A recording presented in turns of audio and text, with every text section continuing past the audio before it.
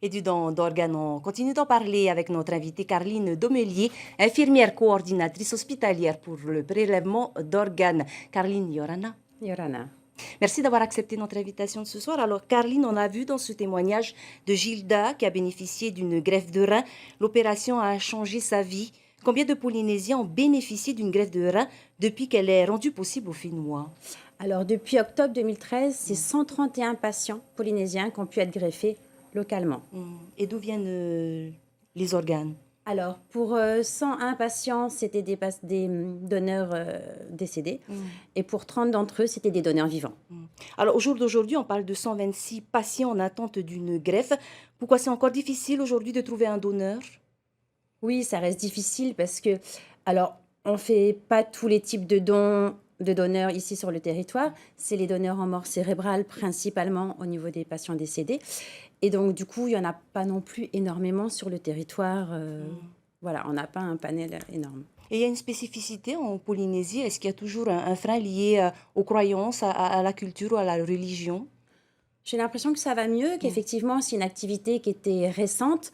Donc, les Polynésiens, et comme tout le monde, avaient besoin de s'informer, de savoir comment ça se passait. Il y a encore des réticences, mais ça viendra. Et justement, il semble qu'avec la Covid, le rythme des greffes ait été ralenti. Oui, alors les 2 dernières années, les 2 années Covid ont vraiment mis un coup de frein dans l'activité parce qu'on a été obligé d'arrêter, de plus pouvoir faire de greffe pour les patients parce que c'était trop dangereux pour eux.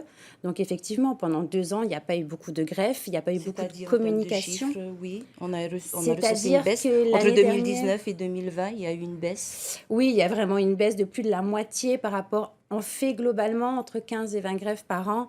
Là, c'était 10, voire même 7 l'année dernière, qui ont été réalisées simplement à cause du Covid. Et cette année, 8 au premier trimestre. Oui, c'est ça. Pour l'instant, l'année commence bien. On a déjà 8 personnes qui ont pu être greffées.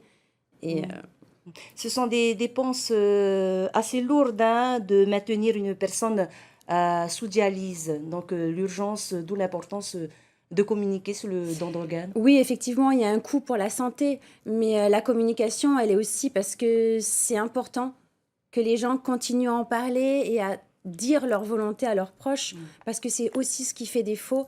Le taux d'opposition sur les territoires, il reste aussi important. Et donc, le fait que les gens en parlent autour d'eux pourrait contribuer à vraiment faire baisser ce taux d'opposition. C'est sur ça que vous allez accentuer vos interventions lors des journées de prévention, d'information qui vont débuter demain. Alors oui, il y aura globalement un état des lieux qui sera fait sur les 9 dernières années en disant que maintenant on peut le faire ici. Mais comment est-ce que ça se passe? Comment ça se passe au niveau du don d'organes? Est-ce qu'effectivement c'est mieux qu'au départ? Quelle est la qualité des greffes? Comment ça se passe ici? Et il y aura aussi surtout un versant culturel avec Monsieur Edgar Tetario Tupa qui va venir nous parler du don et de la culture. Donc voilà, c'est vraiment l'occasion d'en parler et de faire parler. Une cérémonie aussi en hommage aux personnes qui ont donné leur rein sera Alors consacrée. oui, c'est vraiment très important pour nous parce que sans donneur, on ne peut pas faire de greffe. Donc demain, il y aura une cérémonie de reconnaissance pour tous les donneurs, pour les remercier, pour remercier leur famille. Et c'est vraiment quelque chose sur lequel on va mettre l'accent demain à 11h à l'hôpital parce que c'est important pour eux et pour nous. Merci beaucoup, Carline, d'avoir répondu à nos questions ce soir. Merci beaucoup.